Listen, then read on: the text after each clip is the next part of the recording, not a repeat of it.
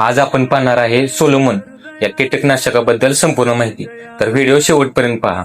नमस्कार शेतकरी मित्रांनो, ॲग्रोरिक्वास पवन या चॅनल मध्ये आपले सहर्ष स्वागत आहे।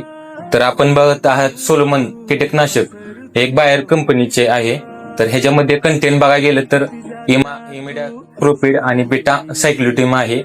तर हे एक अत्यंत सिस्टमॅटिक आणि कॉन्टॅक्ट।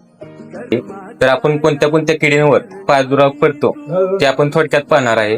तरी पिकांवरील मावा असेल, थ्रिप्स असेल, पांढरी माशी असेल आणि फळ आली असेल ह्याच्यावर परिणाम करते। तर फळ पिकामध्ये पण आपण आंबा असेल, चिकू असेल, पपई असेल, डाळिंब असेल, द्राक्ष असेल तर ह्याच्यावर आपण स्प्रे घेऊ शकतो। आणि पालेभाज्यावर टोमॅटो असेल, मिरच्या असेल, कांदा असेल तर आपण ह्याच्यावर पण स्प्रे घेऊ शकतो। ह्याचा प्रमाणाचा आपण विचार केला तर साधारणपणे 1 ते 1.5 मिली प्रति लिटर पाण्यासाठी आपण वापरू शकतो। तर कसा वाटला व्हिडिओ आपला? आवडल्यास लाईक, शेअर, सबस्क्राईब करायला विसरू नका। धन्यवाद।